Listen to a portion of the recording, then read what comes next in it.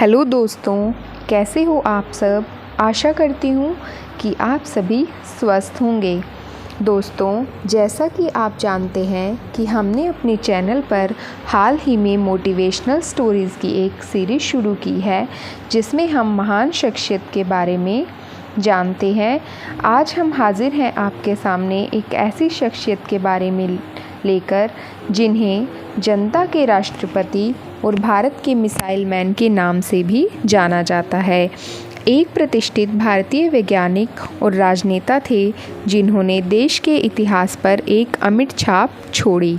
Doctor कलाम के शानदार career में भारत के अंतरिक्ष और मिसाइल कार्यक्रमों, विशेष रूप से सफल पोखरण द्वितीय परमाणु परीक्षणों में महत्वपूर्ण योगदान शामिल था। 2002 में उन्होंने 11वें राष्ट्रपति के रूप में भारत में सर्वोच्च संवैधानिक पद ग्रहण किया, जहां उनकी सादगी, विनम्रता और प्रेरणादायक भाषणों ने उन्हें देश का प्रिय बना दिया। अपनी राजनीतिक भूमिका से परे डॉक्टर कलाम एक विपुल लेखक और एक प्रेरणादायक वक्ता थे, जिनकी विंग्स ऑफ फायर और इग्नाइटेड माइंड्स जैसी किताबें अनगिनत व्यक्तियों, विशेष रूप से युवाओं को अपने सपनों को आगे बढ़ाने और देश के विकास में योगदान देने के लिए प्रेरित करती हैं। उनकी विरासत विज्ञान, शिक्षा और समाज की भलाई के प्रति अटूट समर्पण की है और उनका प्रभाव पीढ़ियों को प्रेरित करता रहता है।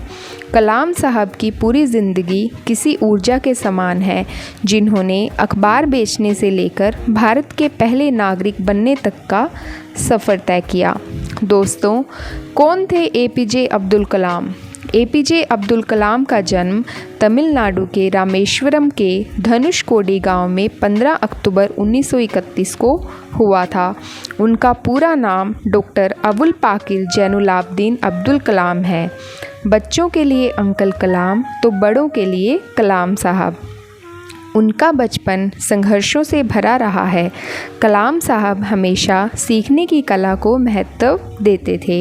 वह बचपन में अखबार बेचते थे क्योंकि उनके परिवार के पास ज़्यादा पैसे नहीं थे और न ही उनके पिता जैनुलाब्दीन ज़्यादा पढ़े लिखे थे। कलाम साहब 5 भाई बहन थे। दोस्तों, अब जानते हैं कि एपीजे अब्दुल कलाम का प्रारंभिक जीवन कैसा रहा। कलाम साहब ने 5 साल की उम्र में पढ़ना शुरू कर दिया था।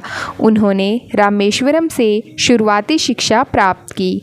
कलाम साहब को उड़ना पसंद था, जैसे खुले आसमान में चिड़िया उड़ती हैं, और उड़ते हुए चिड़िया को देखकर ही कलाम साहब ने तय किया कि उन्हें विमान विज्ञान के क्षेत्र में जाना है।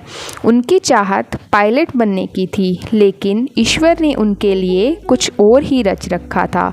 चलिए अब जानते हैं इसरो में कलाम साहब की एंट्री कैसे हुई। एपीजे अब्दुल कलाम ने 1950 में मद्रास इंस्टीट्यूट ऑफ टेक्नोलॉजी से अंतरिक्ष विज्ञान में स्नातक की पढ़ाई पूरी की। स्नातक की पढ़ाई के बाद उन्होंने भारतीय रक्षा अनुसंधान एवं विकास संस्थान में प्रवेश लिया, जहां उन्होंने हावरक्राफ्ट परियोजना पर काम किया। इसके बाद वह 1962 में भारतीय अंतरिक्ष अनुसंधान संगठन इसरो में आए। इसरो में कलाम साहब ने सफलतापूर्वक कई उपग्रह प्रक्षेपण परियोजनाओं में अपनी भूमिका निभाई। दोस्तों, एपीजे अब्दुल कलाम को मिसाइल मैन क्यों कहा गया? इसरो में एपीजे अब्दुल कलाम ने परियोजना निदेशक के तौर पर भारत के पहले स्वदेशी उपग्रह प्रक्षेपण यान SLV-3 के निर्माण में महत्वपूर्ण भूमिका निभाई थी। इस यान से भारत ने रोहिणी उपग्रह सफलतापूर्वक अंतरिक्ष में भेजा था। इस मिसाइल को बनाने में उन्होंने कड़ी मेहनत की थी, जिस वजह से उन्हें मिसाइल मैन कहा गया। इसके बाद कलाम साहब ने देश को कई सारे मिसाइल दिए। एपीजे अब्दुल कलाम जुलाई 1992 में भारतीय रक्षा मंत्रालय में वैज्ञानिक सलाहकार बने। कलाम साहब के नेतृत्व में भारत ने 1998 में पोखरण में अपना दूसरा सफल परमाणु परीक्षण किया और इससे पूरी दुनिया को महाशक्ति बनने का एहसास दिलाया। इस मिशन में कलाम साहब ने अभूतपूर्व योगदान दिया था।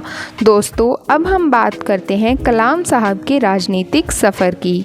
APJ अब्दुल कलाम 18 जुलाई 2002 को देश के 11वें राष्ट्रपति बने। राष्ट्रपति बनने के बाद भी कलाम साहब के स्वभाव में कोई बदलाव नहीं आया और इसी के बदौलत उन्हें जनता के राष्ट्रपति की उपाधि मिली। कलाम साहब ने राष्ट्रपति भवन के दरवाजे जनता के लिए खोल दिए। ऐसे कई किस्से हैं जब राष्ट्रपति भवन में उनके साथ कोई आम इंसान या किसान खाना खा रहे होते तो कभी पुलिस वालों से वे बात कर रहे होते। कलाम साहब 2007 तक राष्ट्रपति रहे। राष्ट्रपति के पद से मुक्त होने के बाद APJ अब्दुल कलाम ने देश के विभिन्न कॉलेज संस्थानों में काम किया। उन्होंने लोगों के बीच रहना पसंद किया। वह हमारे देश के नागरिकों से मिलते थे। कलाम साहब ने कई पुस्तकें भी लिखी हैं।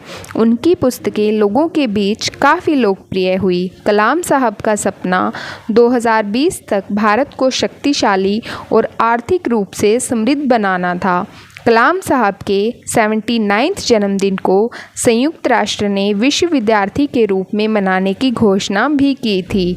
इसके साथ ही उन्हें भारत सहित दुनिया भर के कई देशों ने कई पुरस्कारों से नवाजा है। भारत सरकार ने उन्हें 1997 में भारत रत्न, 1981 में पद्म भूषण और 1990 में पद्म विभूषण से सम्मानित किया था। दोस्तों, APJ अब्दुल कलाम का 27 जुलाई 2015 की शाम को निधन हुआ था। वह भारतीय प्रबंधन संस्थान शिलोंग में रहने योग्य ग्रह पर एक कार्यक्रम में लेक्चर दे रहे थे। तभी उन्हें दिल का दौरा पड़ा और वह बेहोश होकर गिर पड़े। उन्हें अस्पताल ले जाया गया था, लेकिन 2 घंटे बाद ही उनका निधन हो गया और इस तरह 27 जुलाई के दिन कलाम साहब ने 84 वर्ष की उम्र में दुनिया को अलविदा कहा था। APJ अब्दुल कलाम ने एक बार कहा था कि इंतज़ार करने वाले को केवल उतना ही मिलता है जितना कोशिश करने वाले छोड़ देते हैं। इस तरह वे प्रयास करने और कुछ हासिल करने के लिए कदम आगे बढ़ाने पर हमेशा जोर देते रहे। वे कहते थे कि जीवन में सफलता का आनंद तभी आता है जब वो सफलता कठिनाई से प्राप्त की जाती है। ज़िंदगी और समय विश्व के 2 सबसे बड़े टीचर हैं। ज़िंदगी हमें सही समय का उपयोग करना सिखाती है, जबकि समय हमें ज़िंदगी की उपयोगिता बताता है। दोस्तों, ऐसी महान शख्सियत को हम सब नमन करते हैं। उम्मीद करती हूँ दोस्तों कि आपको प्रेरणा से भर देने वाली कलाम जी के जीवन की ये अद्भुत कहानी पसंद आई होगी। ऐसी ही और भी इंस्पिरेशनल स्टोरीज सुनने के लिए जुड़े रहिए हमारे चैनल से। धन्यवाद दोस्तों।